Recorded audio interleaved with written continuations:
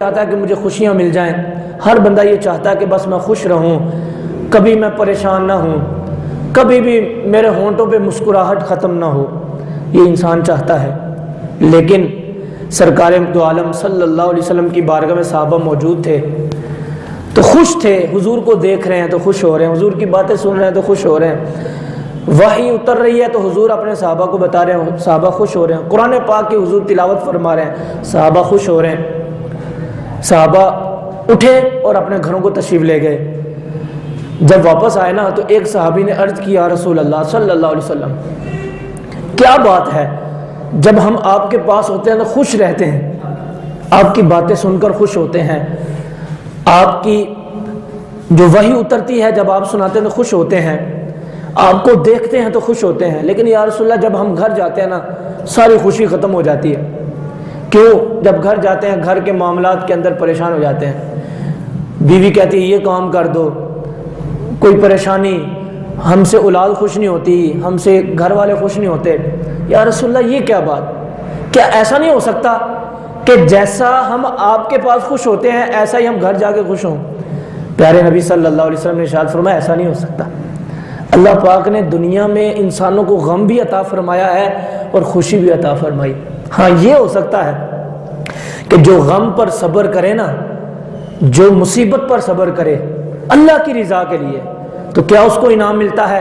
کلام مجید فرماتا ہے دوسرے پارے کے اندر، اولئک علیہم صلوات من ربہم ورحمہ، کہ جو مصیبت پر صبر کرتا ہے اللہ پاک اس اپنے بندے پر درود بھی بھیجتا ہے اور اپنی رحمت بھی عطا فرماتا ہے۔ اب اندازہ کر لیں کہ اللہ پاک جب صبر کرتا ہے، کوئی بندہ کوئی انسان، اللہ درود بھی بھیجتا ہے اور رحمت بھی عطا فرماتا ہے۔ تو پتہ یہ چلا زمانہ ایک جیسا نہیں ہوتا، حالات ایک جیسے نہیں ہوتے، اور مجلس بیٹھک ایک جیسے نہیں ہوتی، اور ہر وقت بندہ مسکراتا نہیں رہتا۔ ابھی مسکرایا تھوڑی دیر کے بعد غم مل جاتا ہے۔ یہاں پر بندہ بڑی خوشی خوشی جا رہا ہوتا ہے، راستے میں ٹھوکر لگتی ہے تو چوٹ لگ جاتی ہے۔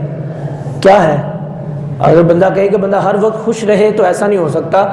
ہاں آگے ارشاد فرمایا جو اگلا جملہ ہے، ما من ساعت الا ومعها ضیقۃ، فرمایا کوئی فراخی ایسی نہیں کہ جس کے پیچھے تنگی نہ ہو۔ یہ بھی جملہ قابل توجہ ہے۔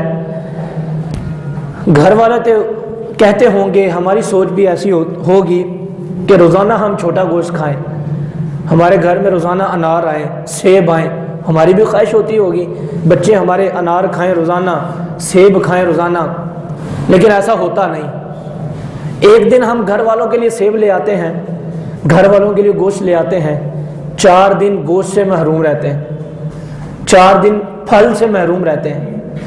فراخی ہم نے کی، ایک دن ہم اپنے گھر والوں کے لیے پھل لے کے آئے، ہم نے فراخی کا اظہار کیا، گھر والوں کے لیے گوشت لے آئے۔ یہ سمجھانے کے لیے عرض کر رہا ہوں تاکہ ہماری سمجھ میں آ جائے۔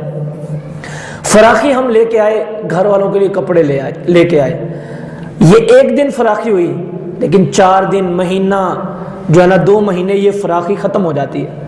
تو اللہ پاک کے محبوب بندے شیخ عبد القادر جیلانی رحمۃ اللہ علیہ فرماتے ہیں کوئی فراخی ایسی نہیں کہ جس کے پیچھے تنگی نہ ہو، یعنی 1 مہینہ تنگی کے ہیں اور 1 دن فراخی کا ہے۔ تو اسی بنا پر ہمیں سمجھنا چاہیے کہ ہم اللہ کی ذات پر بھروسہ کرتے ہیں، توکل کرتے ہیں، اس کا نتیجہ کیا؟ ہم نتیجہ حاصل کرنا چاہتے ہیں کہ صبح مجھے 1 لاکھ ملا تو شام بھی 1 لاکھ ملے۔ ہم نتیجہ حاصل کرنا چاہتے ہیں آج میں نے 10,000 روپے کمائے تو کل بھی 10,000 ملے۔